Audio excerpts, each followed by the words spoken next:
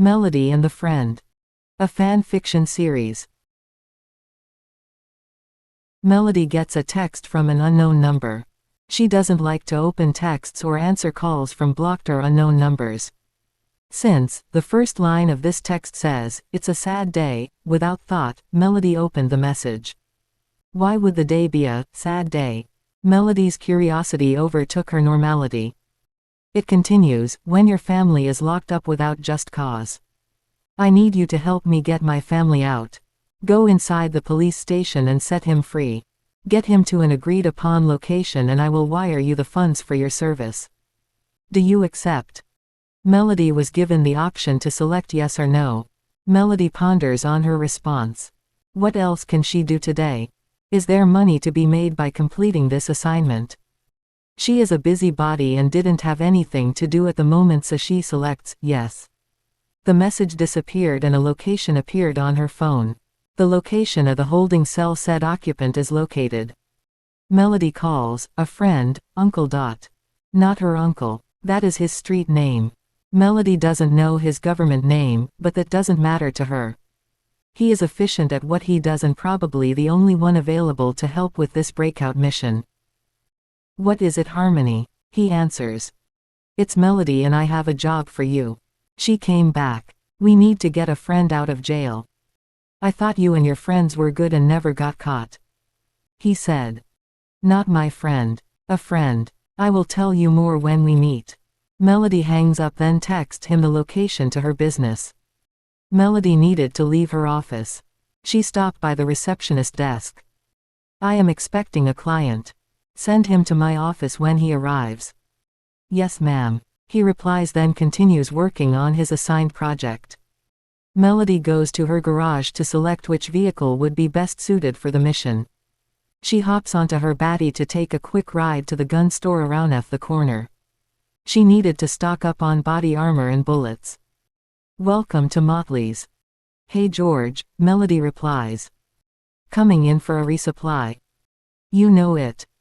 10 minutes later, Melody is securing her purchase onto her bike and returning back to her business. Melody goes into her office, sits in her comfy leather computer chair, and pulls up schematics of the police station. She has to figure out the best route in and the safest way to the roof for the helicopter escape. Based on the layout and amount of officers surrounding the place, the best route in would be straight through the front doors. There are cameras all over, so Melody would need to have them malfunctioning before entering. She is scanning her contacts to find someone who will write a disruption code for the cameras. Melody is looking over the blueprint, working out her plans. After about half an hour, Melody's assistant calls to let her know Uncle Dot has arrived. Send him in, Melody says, then returns to her work. A few minutes later, Uncle Dot is sitting in the chair across from her. Melody begins, the best way in would be through the front doors. The quickest way out would be via the stairway to the rooftop. It's a service staircase and less officers to take down. There will be a helicopter waiting for us. Who will be flying? Uncle Dot asks. A pilot. It will be there at a specific time and we need to be in place to get the ride out. How many friends do you have? A lot. Anyways, the friend will be in the basement. You will need to cover while I unlock the doors to his prison to free him. If we get separated, use this radio. We will regroup in the stairway. We continue discussing the details of this assignment, such as how we are going to get there, what device is needed to take out the cameras, and even the clothes to wear and unique ways to disguise our faces. By this time everything is set in place and Melody and Uncle Dot are ready to go. All they need are the uniforms. Melody sends her assistant out to purchase navy blue Dickies, the pants and shirts with pockets, and black steel-toe boots.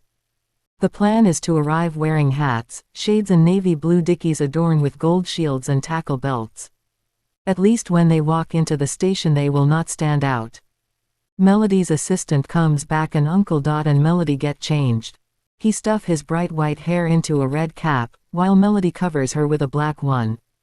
They leave Melody's office to go to a parking garage, any parking garage, to boost a motorcycle, one for each of them. Melody reminds Uncle Dot, don't pick anything too bright or extra. I know, Missy. I've been doing this long before you. He came back. They both continue with light arguments that they both seem to enjoy doing on the ride to the station. Melody likes to challenge and Uncle Dot likes the push and pull they have together. They pull up, parking in the designated police motorbike parking spots. Melody pulls out her phone, clicks a few buttons and await the beep signaling the cameras are malfunctioning. The beep sounds and they begin their rescue mission. They easily walk into the main area and through the prisoner holding doors. As soon as they came up to the guard desk, Uncle Dot stood by the door while Melody goes behind the guard desk. She sat down in front of the computer, she clicks a few buttons to open all the prison doors. What are you doing? The on-duty security guard asks. Melody responds with a taser to his neck. Quick, go get him now, she yells to Uncle Dot. Uncle Dot runs down the hall of bars, then returns with the extra person. Let's go. He and the friend runs out the doors and to the stairway with Melody on their tails.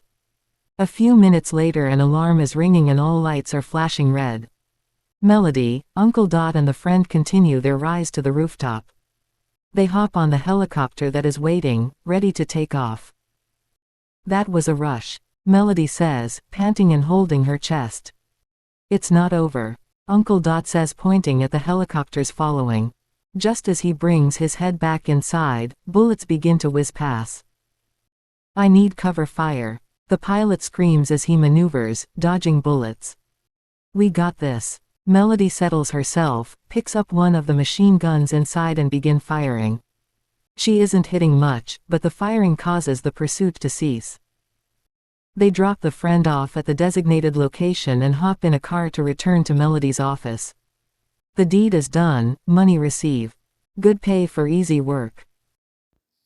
Thank you for listening. Please like and subscribe for more brief reads like these.